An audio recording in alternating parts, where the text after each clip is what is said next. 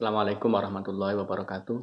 Di sini saya membawakan materi sistem gerak pada manusia yang memiliki tujuan pembelajaran supaya siswa setelah mempelajari materi ini bisa memahami, mengerti organ tubuhnya sendiri, setidak-tidaknya mengenal bagian-bagian rangka, tulang, sendi, dan otot yang mereka miliki sendiri, sehingga dapat menjaga atau merawat minimal kesehatannya sendiri.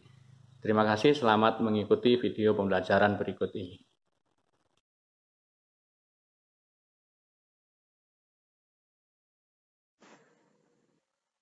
Pembahasan tentang sistem gerak pada manusia dibagi menjadi 3, yaitu membahas tentang tulang, sendi, otot, dan gangguan pada sistem gerak. Oke, marilah kita bahas pembahasan yang pertama mengenai tulang penyusun sistem gerak. Dalam hal ini, tulang merupakan bagian penting dari rangka manusia, di mana fungsi rangka adalah 1. Memberi bentuk pada tubuh kita, yang kedua adalah penopang tubuh, yang ketiga melindungi organ-organ penting seperti otak, jantung, paru-paru. Nomor 4 adalah sebagai alat gerak pasif.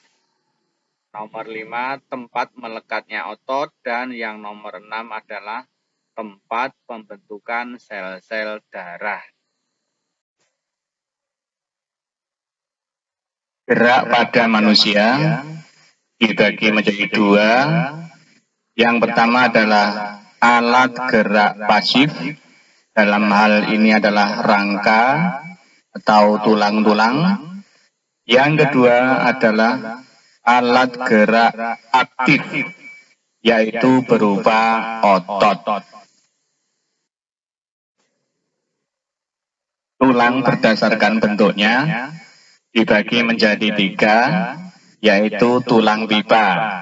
Contohnya tulang paha, tulang betis, dan tulang lengan. Yang nomor 2 adalah tulang pipih. Contohnya adalah tulang rusuk, tulang dada, dan tulang kepala atau tengkorak. Yang ketiga adalah tulang pendek. Contohnya tulang pergelangan tangan, tulang pergelangan kaki, tulang telapak tangan, dan tulang telapak kaki. Berdasarkan pernyataan yang tadi, termasuk tulang apakah gambar berikut ini? Yang pertama, ini adalah bentuk dari tulang pipih. Yang kedua adalah tulang pendek, itu di pergelangan. Dan yang memanjang itu adalah tulang pipa. Baiklah, berikutnya disampaikan untuk perbedaan masing-masing tulang tadi. Yang pertama adalah tulang pipa. Bentuknya panjang, bulat, seperti pipa. Kedua ujungnya berbonggol. Kemudian bagian tengahnya ada sumsum kuning dan lemak. Contohnya adalah terdapat pada tulang paha, tulang lengan atas, tulang kering, dan tulang betis, tulang hasta, serta tulang pengumpil. Yang nomor 2 adalah tulang pipih. Bentuknya pipih, berisi sumsum merah, merupakan pelindung organ vital. Contoh, tulang tengkorak, tulang rusuk, tulang dada, dan tulang belikat. Yang ketiga adalah tulang pendek, berbentuk pendek dan bulat, berisi sumsum merah. Contohnya ruas-ruas tulang belakang, pergelangan tangan, dan pergelangan kaki. Tulang manusia berdasarkan letaknya dibagi menjadi 3, Yang terletak di bagian atas disebut tulang tengkorak, kemudian di bagian tengah adalah tulang anggota badan, sedangkan yang sisanya adalah anggota gerak, yaitu anggota gerak atas berupa tangan dan anggota gerak bawah berupa kaki. Nama-nama tulang pada tengkorak, yang pertama di atas hidung itu tulang dahi atau orang menyebutnya batuk. Kemudian di kiri kanan mata itu namanya pelipis. Kemudian di belakangnya di atas telinga itu adalah tulang baji. Kemudian di bawah hidung namanya rahang atas. Di bawah gigi atau di bawah mulut itu adalah rahang bawah. Kemudian di depannya telinga bagian bawah ini yang menonjol itu adalah tulang pipi. Pas di mata itu tulang air mata, pas di hidung tulang hidung. Kemudian ada lagi tulang yang kita sebut dengan ubun-ubun di bagian atas. Tulang anggota badan dikelompokkan menjadi tulang belakang, kemudian tulang dada, tulang rusuk, dan tulang gelang panggul. Berikutnya adalah jumlah ruas tulang belakang manusia. Yang pertama adalah 7 ruas tulang leher. Bawahnya adalah 12 ruas tulang punggung. Bawahnya lagi 5 ruas tulang pinggang. Bawahnya lagi 5 ruas tulang kelangkang. Yang terakhir adalah 4 ruas tulang ekor. Jumlah tulang belakang manusia itu kalau kita hitung tulang leher 7, tulang punggung 12 ruas, tulang pinggang 5 ruas, tulang kelangkang 5 ruas, tulang ekor 4 ruas. Jadi kalau dijumlahkan adalah 33 ruas. Berikutnya adalah tulang yang menyusun rusuk kita.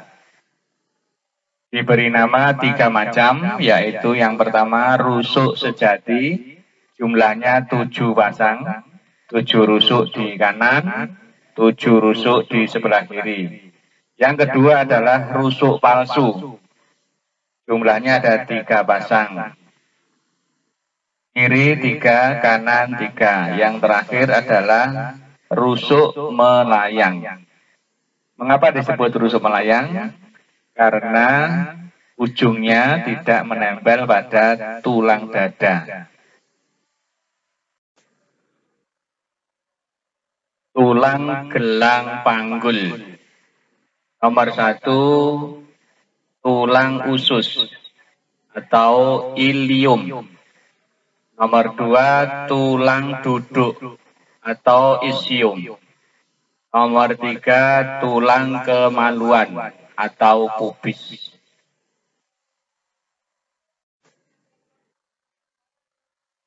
Berikutnya adalah tulang anggota gerak. Terdiri atas anggota gerak atas, yaitu tangan, dan anggota gerak bagian bawah, yaitu kaki. Yang termasuk anggota gerak atas di sini dibagi. Yang pertama, yang A itu adalah tulang lengan atas. Yang B itu adalah tulang pengumpil. Yang C tulang hasta. D tulang gelang bahu. Yang gepeng pipi itu adalah tulang belikat. Kemudian F tulang pergelangan tangan, D. tulang telapak tangan, dan yang terakhir H adalah tulang jari-jari tangan.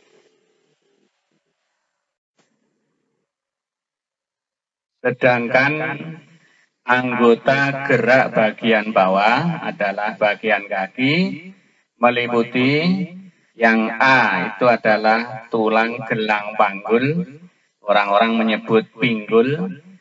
Yang B itu adalah tulang ekor, kemudian yang C adalah tulang duduk, yang D tulang paha, E tulang lutut, atau tepatnya disebut tempurung lutut.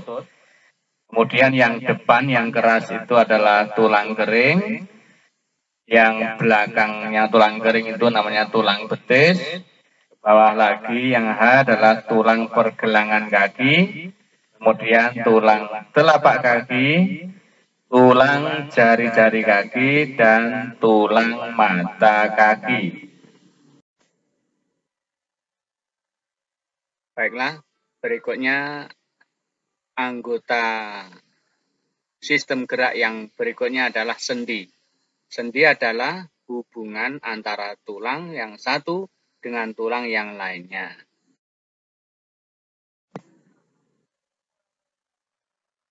Sendi dibagi 3 macam, sendi mati, sendi kaku, dan sendi gerak.